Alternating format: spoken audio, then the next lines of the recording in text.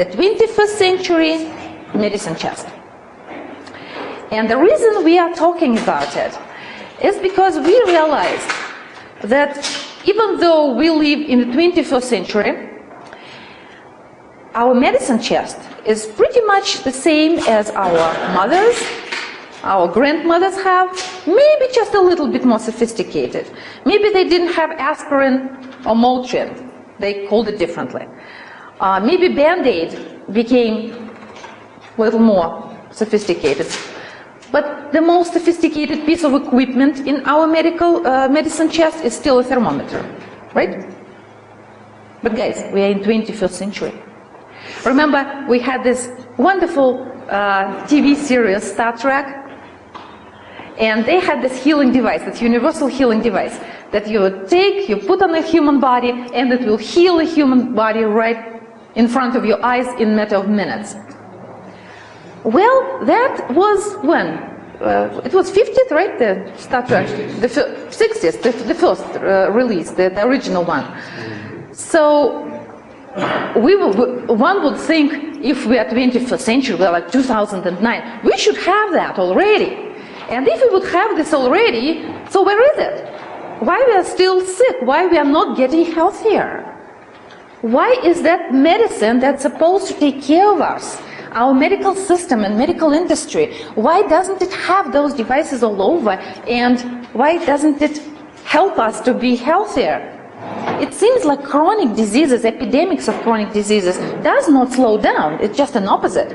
Every year brings a new scare.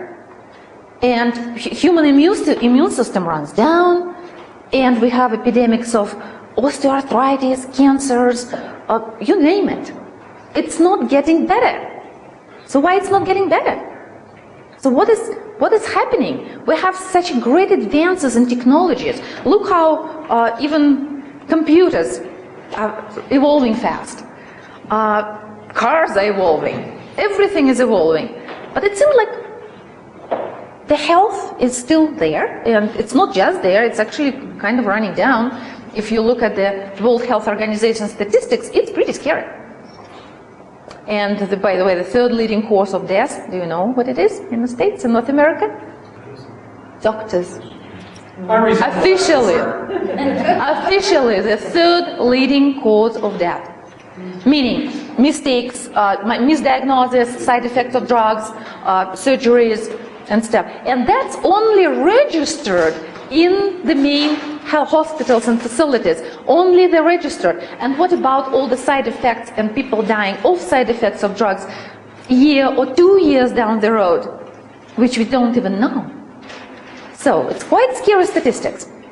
So why is it happening? There is a reason to it, actually.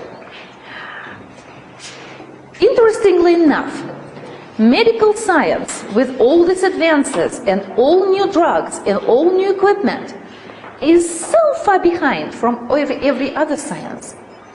It's not even comprehensive. In 1905, Albert Einstein came up with his famous formula, right? Everyone knows it. E equals mc squared. We not just study it in schools, it's blasted all over. It just becomes fact of life. We all know it. Our kids know it. But let's look at the formula. What does it actually say? School physics will tell you that it establishes a correlation between energy and matter and measures the amount of energy that mass can have if it's accelerated with the speed of light squared. But if you listen to Albert Einstein, and if you Google it, if you go to Wikipedia and Google this particular formula, you can have an audio, a little 1-minute audio of Albert Einstein actually introducing his formula. It's very interesting. It's a little difficult to hear because it's like the sound, of course, it's a long time ago. It's 100 years ago. But he is saying what this formula means, and what you will hear from his own, from a horse's mouth, that he actually establishes a correlation between energy and matter, that it's the same thing. Energy is matter, and matter is energy. It's two sides of the same coin. There is no difference between one or the other, and one can become the other. Energy can become matter, and matter can become energy. So that's the idea behind that formula, and that was 100 years ago. Since then, we have a development of what we call a quantum physics, and quantum physics actually gave the very, very hard scientific facts to prove that this formula actually works. And quantum physics discovered little particles that go and become energy, and then condensed energy becomes matter. And they constantly change. And what is interesting, we can do it, we can change the matter, we can manifest the matter with our intention, with our thoughts. Scientists found the particles that become live, become existent, only because you think of it. Your thought materializes things. So just think about it, and it's all, guys, if you go and really interested in that subject, you can Google it, you can go and study it, it's all proven scientific facts. But what does it mean to us? What it means to us is there is no much difference between our energetic being and our physical being. And our energetic body, our energy, very much affects our physical body and, of course, our diseases and disorders in our health. It's very much, thoughts are very much material. Thoughts become energy. Energy becomes matter. And the other way around. But if we know that, if this is proven, and conventional medicine, mainstream medicine, is looking only at our physical body, then we get a gap, then we get a dissociation. Then we have a science that looks only on one little isolated part of the much bigger whole. And if we have that, obviously the science is doomed to get it more often wrong than right. Materia or matter or stuff is just about 1 billionth part of the manifested cosmos. Just one tiny billionth part. The rest is energy, informational fields.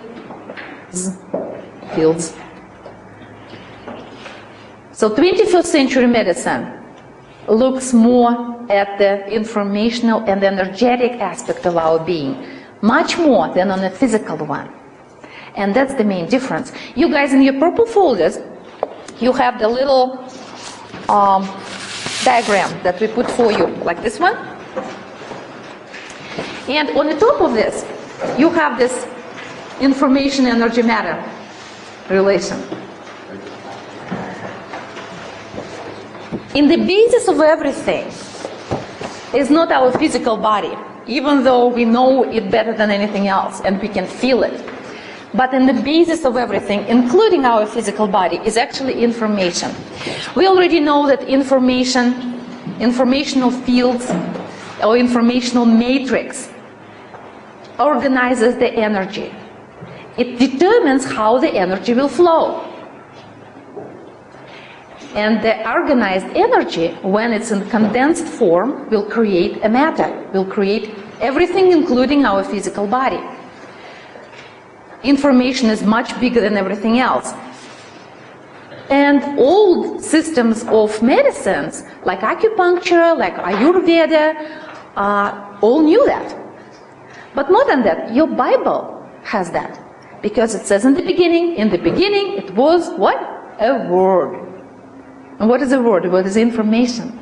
And that's in the beginning of everything. So your information, that's what you need to work with if you want to really get down to fixing problems of your physical, fixing problems of your, liver, of your muscles, of your bones.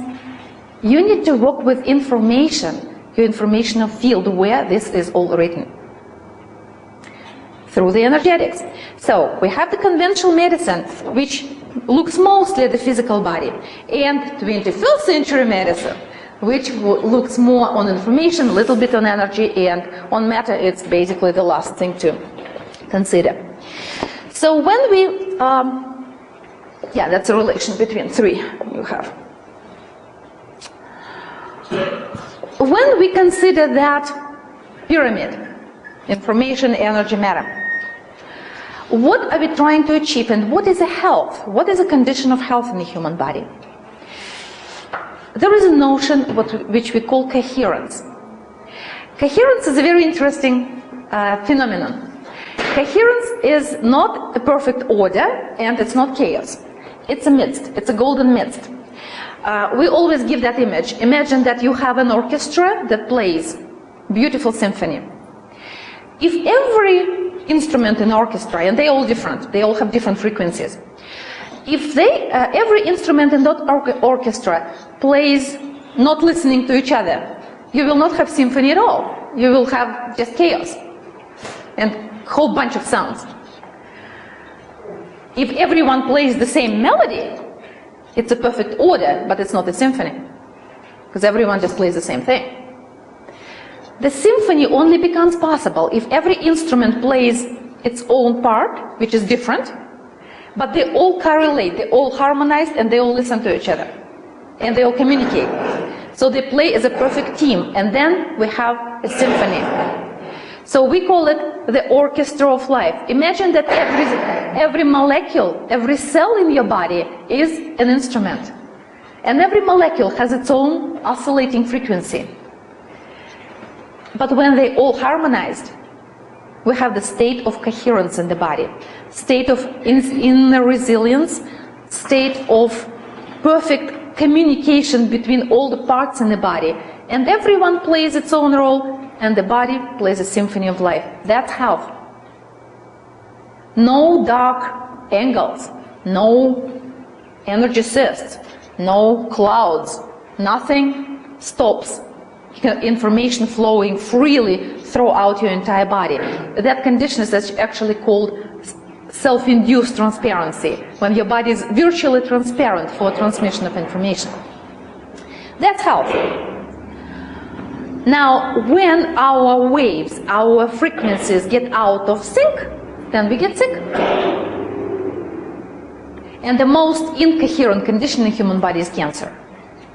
That's probably the most incoherent state. And cancer involves, of course, the entire system, not just one part of it.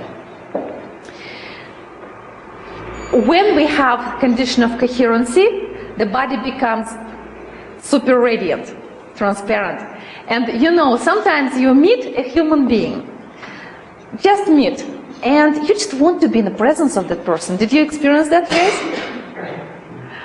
People say Dalai Lama has that field around him that expands actually for the entire room like this. That would be something just, person is just radiating. Like there is an, or it can be a state in our life when we radiate and we become what? Radiant. When we're in love, we are radiant. When we are happy, we are creating something, we are radiant. Pregnant women are radiant. This is internal coherency. And, well, that becomes transparent. The body becomes transparent. We are filled what we call with coherent light. And here is something that we guys really need to underline. We are talking communication in the body, that molecules need to communicate fast. That's all fine. But what are the ways of communication in the body? Well, we know our body runs on nervous system. It runs on hormones, which is humoral ways of communication, and nerves are kind of wires that connect everything. But nerves are really slow communication. It takes time for the nervous impulse to get from one point to another in the body. And if we would only rely on nerves, our body wouldn't even function. It's too slow. It's like dial-up for our internet. It's a dial-up connection. You get it finally, but it takes forever to download something. In order to function as we are functioning, our body needs a different way of communication. It needs a high-speed internet. And it does have a high-speed internet, in fact. We just don't talk much about it. But our body does have wires, fiber optics, and a high-speed internet. and our body communicates through coherent light. Light is a way of communication in our body. See that? Anybody see a third-degree burn before in person? It's so bad that literally the skin is hanging off. So this is a hand, like this is this part of the hand. This is a person who works for a living as a waitress, and one of those wonderful coffee makers burned her, scalded her really bad. This was in Gilroy, California. And she then went to the burn clinic in Stanford. And the burn clinic says, well, we got good news and bad news. The good news is, you're going to live, that kind of thing, right? The other thing is you get to choose what part of your rump we're going to now take out and make 2 skin grafts so you can be permanently disfigured and not have full use of your hand for the rest of your life. Oh, and by the way, it's only going to cost $250,000 to do that, and oh, you don't have insurance? No, honestly, this happened.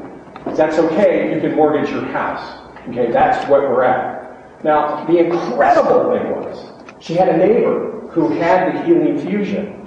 It was a stay-at-home mom who has the G1000, who has the technology of the cosmetics. She is 715. She had the right. 715 and the blanket. She was she didn't even want to see, anybody, this looks pretty gross. She didn't even want to see how bad this looked, because she's a mom. Like, oh, I don't want to see it. It's freaking me out, right? So she treated this person over the next 6 weeks, twice a week, through the bandage. So it wasn't even directly on the skin itself.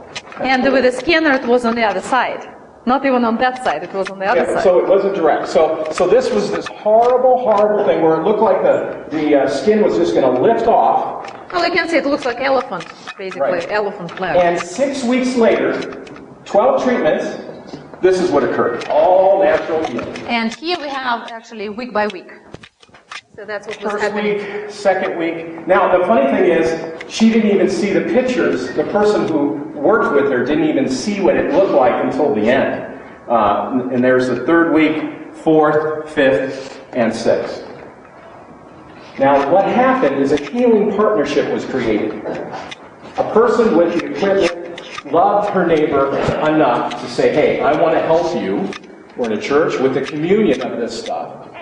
And guess what happened? That kind of healing. Now, if you were that client or that friend, think you might be a little overjoyed? Not to be permanently disfigured for the rest of your life? And as a woman, how would that feel?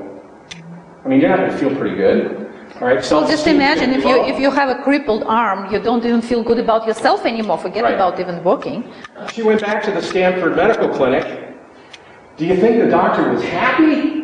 Wow, maybe I should learn about that. Or do you think he was maybe a little upset? In fact, a little irate. Isn't that interesting? And the inside of this tubule is filled with water, but not just any water. It's a coherent water. It's a structured water. And I'm sure by now you all guys know about wonderful studies of Japanese Dr. Emoto, who photographed water which is in a condition of incoherence and condition with coherence, exposed to coherent vibrations. It looks totally different, and it looks like this. So on the top, you can see the water, photographed water, frozen photographed water, which was exposed to incoherent vibrations of hatred, of heavy metal music, of just something incoherent. And on the bottom, the water, frozen flakes of water, or snowflakes of water, that were exposed to the love and gratitude and to the peace and after prayer. So that water keeps the structure of information that was put into the water. Water is very interesting in a way that it can create coherent domains and carry this information and keep this information for a very long time. So water in those little microtubules is structured, it's coherent. And because it's well structured, the information that was generated by DNA can be instantly, literally instantly, transmitted to any part of the body. So DNA can really conduct and making sure that the orchestra in the body plays what it needs to play. And of course, because we are 75% water, we all want our water to look like snowflakes, beautiful snowflakes, right? not any other way around. With this being said, just always think about what you're putting in your body and what you're exposing your body to, and just think about your water and how your water looks just in this very moment. Hopefully at this very moment your water looks just nice, just fine.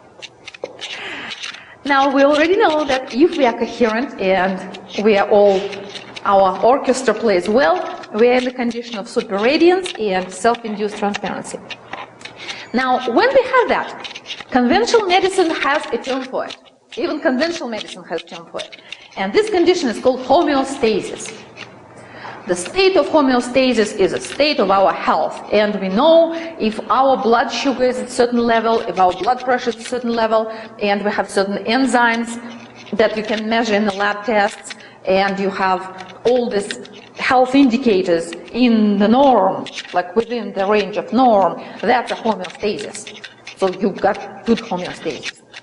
So that's what actually it means. It means we are in a condition of coherence, and you want to stay that way. And you are, if not in a condition of homeostasis, you want to be that way. And that's what we're here to find out, right? How we can do it fast.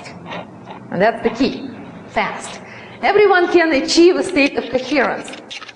And there are ways, we are not talking about it now, but there are many ways of achieving a state of coherence on a spiritual level, on an emotional level, on a mental level.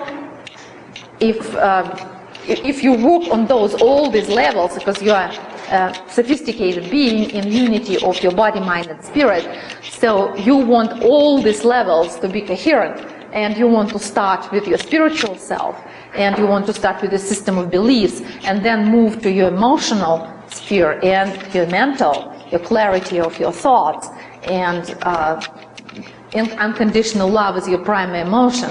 Of course, you have to work on it yourself, and this is a great way of achieving a state of coherence.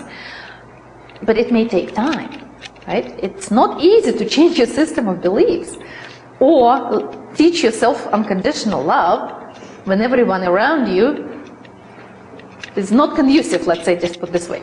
It's not conducive to keeping that state. So it's not easy. It's possible. And sane people do that, but it's not easy. And when we are falling out of that state of coherence, then our physical body responds, and it responds in not a nice manner. It gives us diseases and disorders, because that's what our body is here for. Our body is a wonderful vessel, which is given to us to enjoy. We are spiritual beings having a human experience. Not the other way around, right? We are not human beings having a spiritual experience. So our spiritual being wants to experience this wonderful state when we have our five senses to enjoy. And we are here to enjoy what this world is given to us in this our lifetime. So let's do that. Let's make sure that our body serves us well. And let us enjoy what we are here to enjoy. Because just think about it. If we all have passions. We all do have irrational passions. Some people collect cars. Some people play golf, and they get really expensive golf equipment. And people buy things, very expensive things, because it's their passion. And because we are so passionate about it, we dedicate our life to it, and we put our life savings into it. People buy, even people of restricted means, buy very expensive things if it's their passion. And it may be irrational, but it's still a passion. But if you get what you want, if you got that thing that you always wanted, but you don't have your health to enjoy it, what's the point? You will have it. You can have the best Ferrari in the world, but it will sit in a garage if you cannot enjoy it, if you don't have your body to really ride in it and you be happy and be joyful. And the same thing with the golf. If you have the best, I don't know, the club, right? But if you have a frozen shoulder that wouldn't allow you to do that swing, what's the point to have the best equipment in the world? So people invest a lot of money into something that they really want. But if you don't take care of your main possession, your most probably valuable investment that you can make, it's your physical body, to enjoy the rest, then the rest basically actually doesn't make any sense. But sorry for that little detour, but it's just surprises us so much that people do experience healing miracles, that they see, okay, that works, but they say, well, but it's too expensive. But say, well, what kind of car are you driving? And it's like $50,000 SUV. But don't you think you can enjoy that SUV more if you have your body? So it's just our system of priorities sometimes is really interesting.